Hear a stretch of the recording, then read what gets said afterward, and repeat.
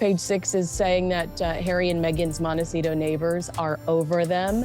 They are avoiding them, says an area source. No one wants to be seen with them. The mansion was supposed to be the ultimate escape, a private paradise, a fresh beginning. But according to critics and reported comments from some Montecito observers, the dream life behind those gates may have turned into something far more complicated. Because the biggest question surrounding Meghan and Harry's California chapter is no longer about fame, money, or status. It is about something much harder to buy: acceptance. When Meghan and Harry arrived in Montecito, the image was clear: a royal couple leaving behind chaos, searching for peace, privacy, and a new identity far away from the spotlight. But over time, a completely different conversation began appearing in media reports and commentary. The question became, did the couple actually become part of the community they moved into, or did they remain outsiders behind expensive gates? And this is where the controversy begins. The story that followed was not just about one neighborhood. It became a debate about celebrity, privilege, and whether fame can open every door. Because Montecito is not just another wealthy area. It has long been associated with privacy, established wealth, and residents who value keeping life away from constant attention. The claim from some critics was that Meghan and Harry struggled to blend into that environment. According to these reports, some locals felt the couple remained distant rather than becoming deeply involved in everyday community life. One of the names that entered this conversation was Richard Mineards, a longtime Montecito resident and society columnist for the Montecito Journal. In reports discussing his views, Mineards criticized Meghan's relationship with the local community and argued that she had not embraced Montecito's social culture in the way some residents expected. Prince Harry and Meghan Markle, they're out here in the States. They're in Montecito, right?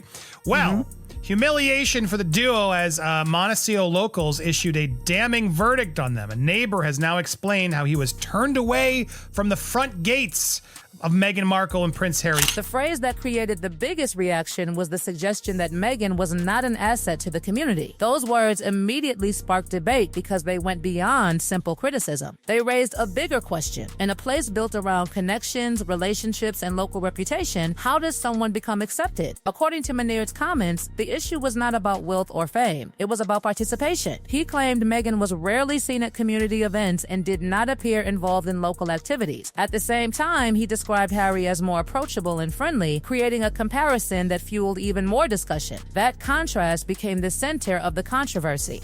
One person was described as more socially visible, while the other became the focus of criticism for allegedly remaining distant. And that created a powerful contradiction. Meghan had built a public image around ideas of connection, community, and personal storytelling. So critics questioned why some local observers were describing a very different picture behind the scenes. In later comments discussed by media outlets, Mineards reportedly said Meghan never tried to fit in with the Montecito community. Whether people agree with that assessment or not, the statement became another piece of a much larger conversation about celebrity life behind closed doors. Because the strange thing about wealthy communities is that money can buy a beautiful home, security, and privacy, but it cannot automatically buy belonging. Then came another wave of claims involving Montecito neighbors. Reports in the media suggested that some residents were frustrated with the attention surrounding Meghan and Harry's presence in the area. Some sources claim certain locals preferred distance from the couple, creating headlines about whether the Sussexes had become a source of unwanted attention. The controversy grew because Montecito's appeal has always been based on disappearing from public view. It is a place where famous people can exist without constantly being treated like attractions. And critics argued that this created the ultimate irony.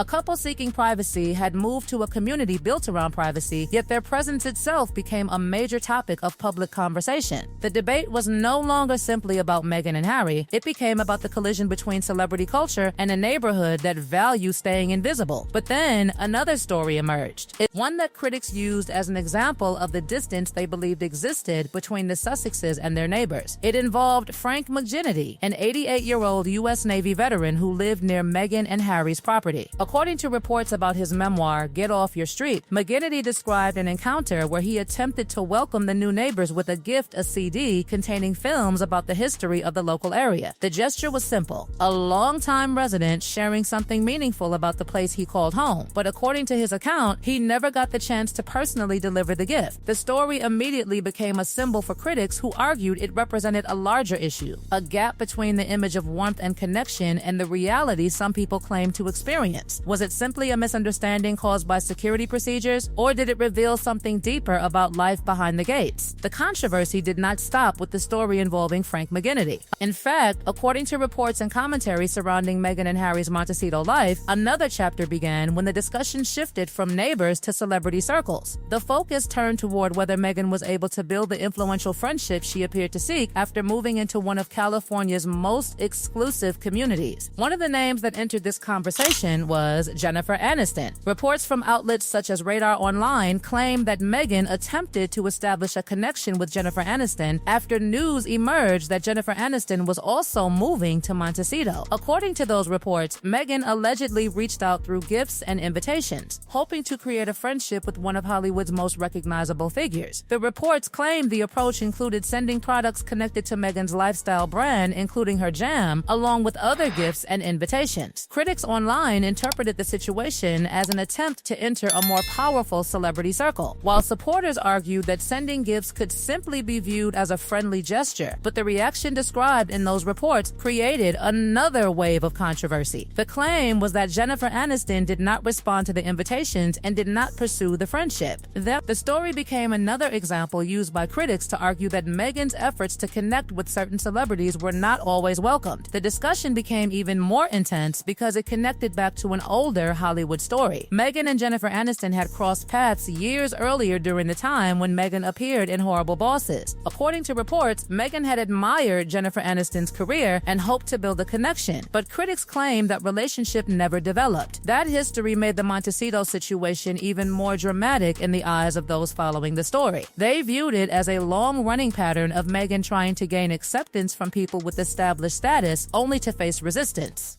But again, the bigger question remained, was this truly rejection or simply the normal distance that often exists between celebrities? The conversation around Meghan and Harry became even louder after comments connected to Vanity Fair's reporting on their Montecito life. Some residents were quoted expressing frustration about the couple's presence and the attention surrounding them. One reported comment described Meghan and Harry in extremely critical terms, accusing them of being entitled and disingenuous. The statement spread widely because of the strength of the language and because it came from someone described as a local resident. The criticism focused on a contradiction that has followed Meghan and Harry since leaving royal duties. They said they wanted privacy, but critics argued they continued appearing in interviews, documentaries, and public projects. For some observers, that created a confusing image, a couple asking for distance while also maintaining a highly visible public profile. Another voice mentioned in the discussion was Barry Meyer, a PR and communications expert living in Montecito. According to reports, Barry Meyer commented on how rarely he saw Meghan and Harry around the community. His description that they were invisible became another major talking point. Supporters argued that being private was exactly what the couple wanted. Critics argued there was a difference between privacy and isolation. The debate eventually moved toward the impact of celebrity attention on Montecito itself. Some residents reportedly complained that increased public interest brought more visitors, more attention, and more pressure onto a community known for peace and privacy. Critics claimed that the couple's fame changed the atmosphere of the area, while others argued that blaming two individuals for public curiosity was unfair. The final controversy centered around how Meghan was perceived by some commentators within wealthy social circles. Kinsey Schofield discussed the idea that some Montecito residents viewed Meghan as giving off new money energy, suggesting a clash between celebrity ambition and old established wealth culture. That phrase became the final piece in the larger debate, because underneath all the headlines was one question that continued to follow Meghan and Harry.